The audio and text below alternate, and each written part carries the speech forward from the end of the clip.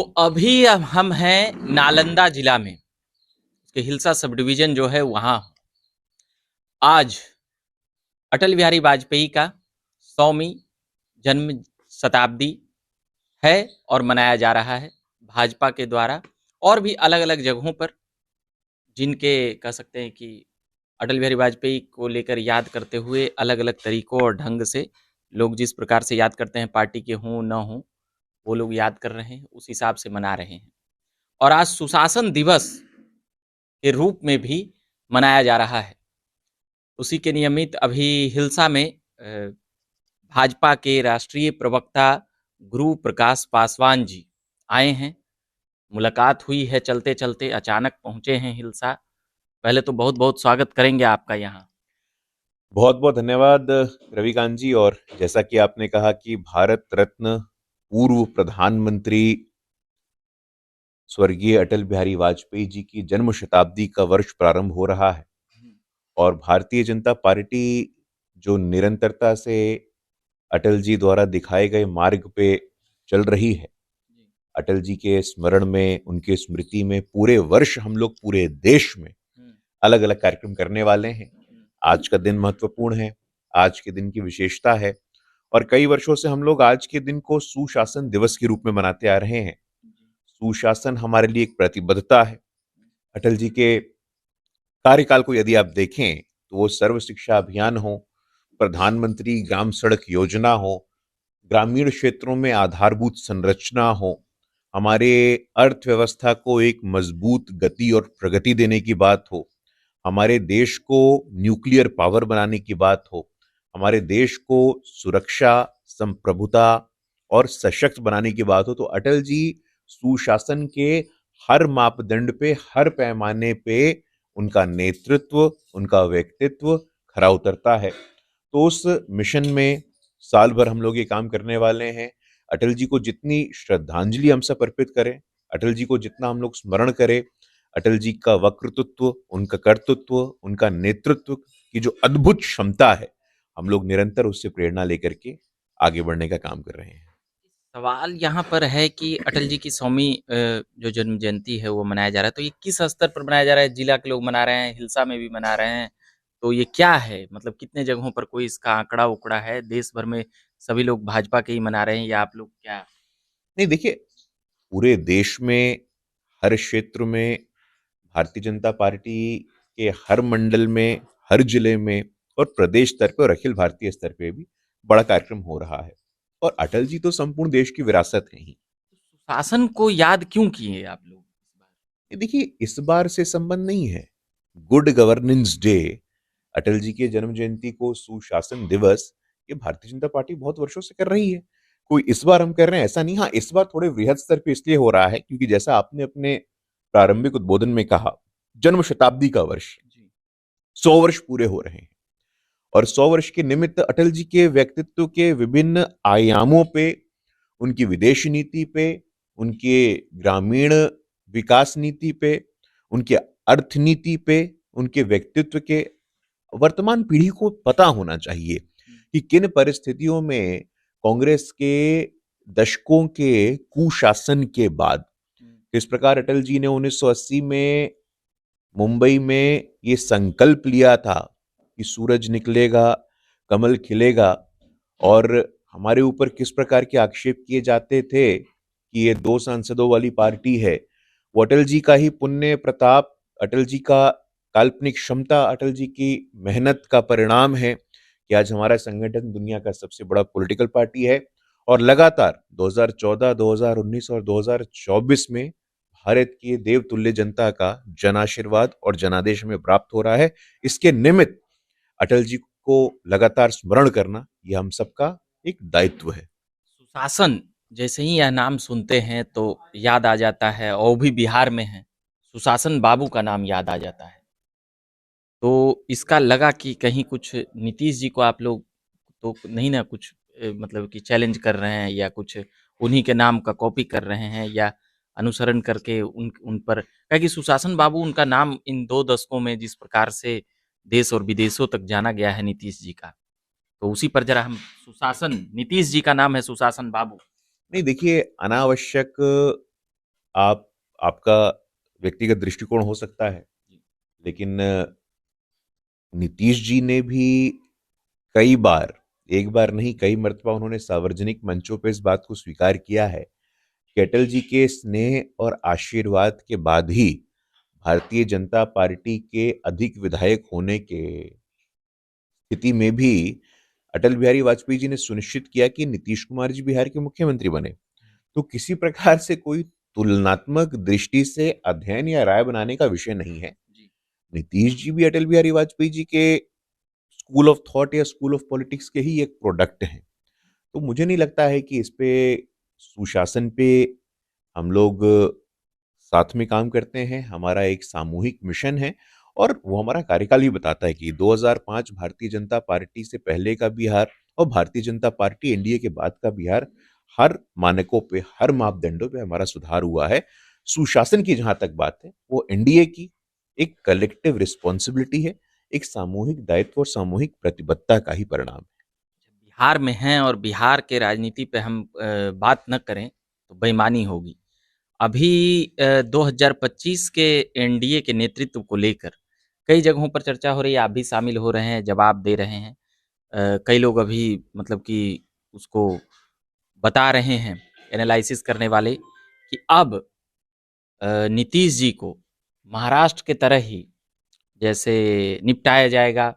वहाँ पर भी अब भाजपा यहाँ अपना मंशा जाहिर कर रही है, कर देगी। अमित शाह के एक बड़े चैनल के इंटरव्यू में जिस प्रकार से बयान आया कि इसकी कमेटी तय करेगी हम कौन होते हैं, यहाँ के भी प्रदेश अध्यक्ष और तमाम लोग जवाब दे रहे हैं। तो इसको अब आम जन में ये जा चुका है कि नीतीश कुमार को निपटाने की तैयारी भाजपा ने पूरी कर ली है, अब बस वो 25 में कर देगी। नहीं, देखिए, ऐसा कोई भ्रम, ऐसा कोई कंफ्यूजन में किसी को रहने की आवश्यकता नहीं है। नीतीश जी के नेतृत्व को लेकर के किसी के मन में दो राय, किसी के मन में कोई असमंजस नहीं है। वो चाहे लोकसभा का चुनाव हो या 2020 का विधानसभा का चुनाव हो। लोकसभा चुनाव में खुलेआम बोल रहे थे कि नीतीश जी 25 के चेहरा हैं, मगर इस बार बोल रहे हैं कि अब वो तय करेंगे इलेक्शन को, नहीं, नहीं, नहीं, एनडीए के देखिए, नेता बैठेंगे। देखिए आज के डेट में और पहले भी, वर्तमान में और पूर्व में भी नीतीश जी के नेतृत्व को लेकर के, जैसा कि मैंने कहा, कोई इफ, कोई बट, कोई प्रश्न चिन्ह का सवाल ही नहीं खड़ा होता है। अमित शाह ने लगाया है अपने बयान में। नहीं, नहीं, देखिए, अब उस बयान को आप किस दृष्टि से देख रहे हैं मैं नहीं जानता, लेकिन भारतीय जनता पार्टी के अधिकारित और अधिकृत राष्ट्रीय प्रवक्ता के हेतु में आपको ये, और ये एक सर्वव्यापी बात है कि नीतीश जी का नेतृत्व सर्वमान्य नेतृत्व है। अनावश्यक, देखिए, चुनाव और आता है, सर्वदलीय भी है, उधर इधर चारों पट्टी है उनका। जब भी चुनाव आता है तो चुनाव के आसपास ऐसे मीडिया के द्वारा आकलन होते हैं। ये मीडिया वालों के विवेक पे मैं छोड़ता हूँ, लेकिन हम लोगों में नीतीश जी, लोक जनशक्ति पार्टी रामविलास, हिंदुस्तान अवाम मोर्चा सेक्युलर और राष्ट्रीय लोक मोर्चा और भारतीय जनता पार्टी, हम लोग लगातार, आपने आज भी देखा होगा अखबार में, एनडीए की एक जॉइंट मीटिंग्स का हमारा प्लान है। हम लोग साथ मिलकर के न सिर्फ प्रदेश स्तर पे, जिले स्तर पे, विधानसभा स्तर तक में हम पांचों दलों में समन्वय कैसे स्थापित हो, मजबूती से हम विधानसभा चुनाव कैसे लड़े, हम इसके तरफ अग्रसर हैं। और निश्चित रूप से नेतृत्व को लेकर के मैं तीसरी बार, चौथी बार, पांचवी बार ही बोल सकता हूं कि नीतीश जी के नेतृत्व को लेकर के हमारे शीर्ष नेतृत्व के मन में और पांचों दलों में ये एक क्लैरिटी है, ये एक स्पष्टता है। विपक्ष के लोग, नीतीश जी रहेंगे। विपक्ष के लोग और दही मीडिया, चूड़ा नजदीक है, दही चूड़ा। विपक्ष के लोग और मीडिया के साथियों को पूरी स्वतंत्रता है। आप लोग अपना आकलन करिए, जी। हम लोग अपना काम अच्छा, कर रहे हैं। तेजस्वी यादव लगातार मीटिंग और बैठक कर रहे हैं, एकदम ये माना जा रहा है कि इस बार वो अपनी पार्टी का और उनकी पार्टी की ओर से दावा आया है कि ये इस बार भाजपा यहाँ नहीं, इस बार तेजस्वी हम लोग के घोषित मुख्यमंत्री हैं और उधर कन्फ्यूजन है पूरा। कल ही मीटिंग हुआ और भी बैठक मीटिंग पूरा लगातार विधायक जिला प्रदेश के लोग आए हुए थे। उनको तो मौका मिला, हम्म, ऐसा नहीं कि तेजस्वी जी को मौका नहीं मिला है। तेजस्वी जी को पिछले भी कुछ वर्षों में उप मुख्यमंत्री के रूप में काम करने का अवसर प्राप्त हुआ है। लेकिन जिस प्रकार से आपको ये समझने की जरूरत है कि सामाजिक न्याय का मुद्दा हो, जातिगत जनगणना का मुद्दा हो, बाबा साहेब अम्बेडकर की विरासत को लेकर के जो वो लोग एक ढोंग रचने का काम कर रहे हैं, हमें समझना चाहिए कि लालू जी और लालू जी का परिवार वो सामाजिक न्याय का प्रारंभ और अंत नहीं हो सकता है। वास्तव में सामाजिक न्याय को किसी ने स्थापित किया है तो वो भारतीय जनता पार्टी ने स्थापित किया है, और हमें किसी से प्रमाण पत्र लेने की आवश्यकता नहीं है। पहली बार आदिवासी की बेटी को संविधान के सर्वोच्च स्थान पे पहुंचाने की बात हो, पहली बार अति पिछड़े वर्ग से आने वाला व्यक्ति देश का इतना ताकतवर प्रधानमंत्री बनने की बात हो, पहली बार बिहार में ऐसी जातियां, हम बिहार में आपको समझना चाहिए कि जननायक कर्पूरी ठाकुर जी जननायक कर्पूरी ठाकुर जी जननायक कर्पूरी ठाकुर जी को भारत रत्न प्राप्त हो, इसकी चेष्टा किसने की? कर्पूरी जी के नाम को भुनाया बहुत लोगों ने, कर्पूरी जी के नाम का लाभ बहुत लोगों ने प्रयास किया, लेकिन कर्पूरी जी की राजनीति कांग्रेस विरोधी थी। कर्पूरी जी को भारत रत्न मिले इसका प्रयास ना तो कर्पूरी जी के तथाकथित जो कहते हैं उनकी विरासत पे उनका अधिकार है, उन्होंने भी नहीं किया। आप पहली लोगों बार ने किया। भारतीय जनता पार्टी के ही सरकार में संभव हुआ भैया कि जननायक कर्पूरी ठाकुर जी को सर्वोच्च सम्मान भारत रत्न मिला। और इसलिए मैं कहता हूं, और मेरे पास ऐसे बहुत सारे उदाहरण है, हमको उप मुख्यमंत्री बनाने का अवसर मिला तो हमने अति पिछड़ी जाति को दिया, हम लोगों को मौका मिला तो शंभू शरण पटेल जी, धानुक जाति से कौन जाता था राज्यसभा में? देखिए, हमें किसी से पाठ पढ़ाने की आवश्यकता नहीं है। लालू जी को मौका मिलता है तो लालू जी सर्वे सर्वा रहेंगे, राबड़ी जी नेता विरोधी दल रहेंगे, एक बेटा उप मुख्यमंत्री रहेगा, दूसरा बेटा स्वास्थ्य मंत्री रहेगा, एक बेटी राज्यसभा जाएगी, दूसरी बेटी रोहिणी सारण से लोकसभा चुनाव लड़ेगी। जैसे मैं कहता हूँ, लालू जी को परिवार के आगे कुछ नहीं दिखता है, वो परिवार के कारण धृतराष्ट्र बन गए हैं। पिछड़ा वर्ग उनको नहीं दिखता है, अति पिछड़ा नहीं दिखता है, दलित नहीं दिखता है। अंबेडकर जी पर बड़ा सवाल उठा है। भाजपा संघ परिवार अंबेडकर जी के विचारों, भीमराव अंबेडकर जी के विरोधी हैं। और यही नहीं, इसको मतलब सीधे तौर पर अमित शाह के एक बयान से ये विवाद हुआ। उसके बाद जिस प्रकार से प्रोटेस्ट ये सब हो रहा है और हुआ है, उसको कैसे देखते हैं आप लोग? अंबेडकर विरोधी है भाजपा, ये सीधे तौर पर कांग्रेस राजद के नेता एकदम झंडा लेके किला ठोक दिए। देखिए, मैं आपको एक कार्टून दिखा रहा हूँ, आपके दर्शकों को भी जी। ये दिखा दीजिएगा आप जूम करके एक बार। हम्म, ये कार्टून है हम्म, जहाँ पे जवाहरलाल नेहरू बाबा साहेब अम्बेडकर पे चाबुक चला रहे हैं, और कोई 1950 और 1960 का कार्टून नहीं है। ये 2006 से 2012 तक एनसीईआरटी की टेक्स्ट बुक में चलता था। 2012 की बात मैं बता रहा हूँ। वो तो भारतीय जनता पार्टी का विरोध हुआ, तब इस कार्टून को एनसीईआरटी के टेक्स्ट बुक से हटाया गया, नंबर 1। नंबर 2, बाबा साहेब अम्बेडकर सदन में ना जाएं, इसका प्रयास 1952 में कांग्रेस पार्टी ने किया। ये सुनिश्चित कांग्रेस पार्टी ने 1954 में किया। बाबा साहेब का त्याग पत्र हो, बाबा साहेब की चिट्ठियां हो, बाबा साहेब का भाषण हो, लगातार बाबा साहेब और कांग्रेस के बीच के संबंधों पे किसी को कोई टिप्पणी करने की आवश्यकता नहीं है। बाबा साहेब को भारत रत्न मिलता है उनके देहांत के 35 वर्षों के बाद। जो नेहरू जी प्रधानमंत्री रहते हुए स्वयं को भारत रत्न दे सकते हैं, जो इंदिरा गांधी जी प्रधानमंत्री रहते हुए स्वयं को भारत रत्न दे सकती हैं, वो भारत माता के एक असल वीर सपूत को, जिन्होंने दलितों का जीवन, जल दलितों का भविष्य सुनिश्चित किया हो, उनको भारत रत्न क्यों नहीं दिया? उनके प्रति ऐसे अपमानजनक कार्टून एनसीईआरटी के टेक्स्ट बुक में 2012 तक क्यों रहे? उनके नाम से उनसे जुड़े हुए स्थानों को तीर्थ का दर्जा क्यों नहीं मिला?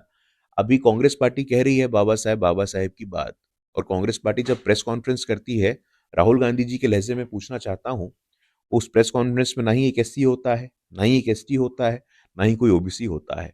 बाबा साहेब अम्बेडकर महाराष्ट्र के रहने वाले थे। महाराष्ट्र के ज्योतिबा फूले, छत्रपति शाहू जी महाराज और बाबा साहेब अम्बेडकर, फूले शाहू अम्बेडकर की भूमि महाराष्ट्र ने जिस प्रकार से 3/4 बहुमत भारतीय जनता पार्टी के नेतृत्व वाली महायुति को दिया, 288 में से 235 सीटें, ये सरल बात नहीं होती है। महाराष्ट्र की जनता का आशीर्वाद भारतीय जनता पार्टी को प्राप्त हुआ है। हरियाणा में अपनी ही दलित नेत्री कुमारी शैलजा का जिस प्रकार आपने अपमान किया, उनको बैनर पोस्टर से हटा दिया, उनको मैनिफेस्टो में आपने नहीं रखा, तो कांग्रेस पार्टी का जो असल चेहरा है वो नव सामंती है, और वो नव सामंतवाद कांग्रेस पार्टी का बार बार फूट करके बाहर आ रहा है। ये समझने की जरूरत है। बाबा साहेब अम्बेडकर हमारे लिए आराध्य हैं। बाबा साहेब अम्बेडकर का राजनीतिक उपयोग कांग्रेस पार्टी को और उनके साथियों को नहीं करना चाहिए। लालू जी रेल मंत्री थे जब ये कार्टून आया था।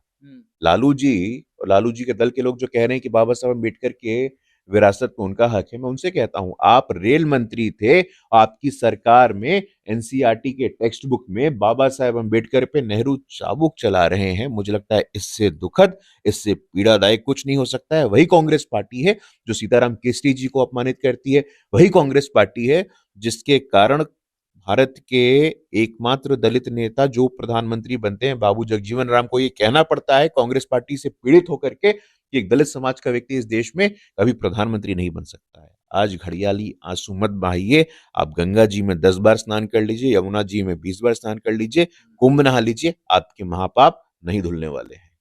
नव सामंत ये एक नया चीज बताए हैं कांग्रेस के मतलब नेताओं पर यह आरोप है। बीजेपी के राष्ट्रीय प्रवक्ता से हम अभी बात कर रहे थे। एक सवाल, बीपीएससी हैं तो आप राष्ट्रीय प्रवक्ता, मगर बिहार में ये बड़ा ज्वलंत मुद्दा है। एक परीक्षा भी नहीं करा पा रही है एनडीए गवर्नमेंट। यहाँ पर ये बातें आई है, तेजस्वी यादव हों और भी कई नेता हों। जरा हम चाहेंगे कि बीपीएससी को क्या हो गया, इतनी बड़ी बिहार लोक सेवा आयोग एग्जामिनेशन है, इस पर परीक्षा नहीं सही से ले पाने का आरोप है। लाखों छात्रों का यह विषय है, हजारों छात्र गर्दनी बाग में सप्ताह भर से बैठे हुए। देखिए, छात्रों का भविष्य हमारे लिए सर्वोच्च प्राथमिकता है। हमारे लिए टॉप मोस्ट प्रायोरिटी है कि हमारे छात्रों के भविष्य के साथ किसी प्रकार का कोई समझौता ना हो।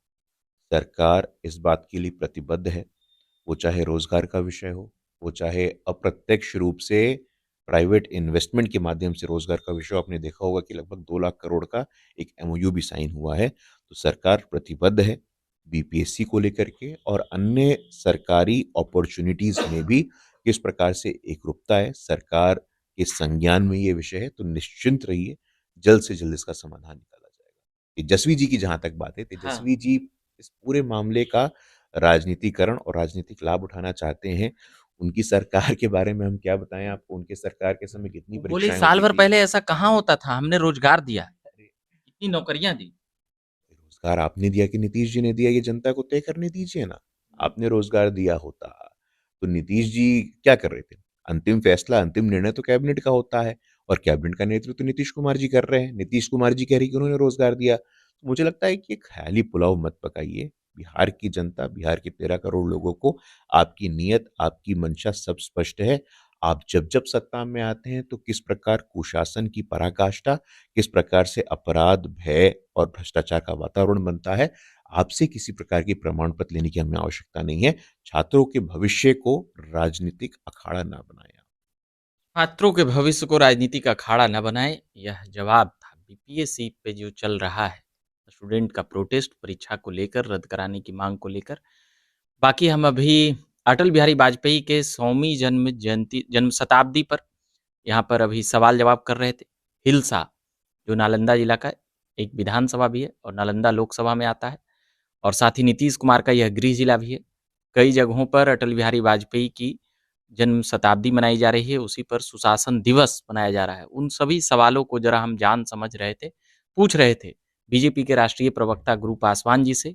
और अभी के लिए इतना ही कहेंगे, धन्यवाद। धन्यवाद, धन्यवाद रवि। कई सवाल जवाब आपसे किए हैं। बाकी आप झकास भारत पर बने रहिए, देखते रहिए। हम लगातार खबरें लाते रहते हैं, सुनाते रहते हैं। मेरा नाम रविकांत हुआ। धन्यवाद।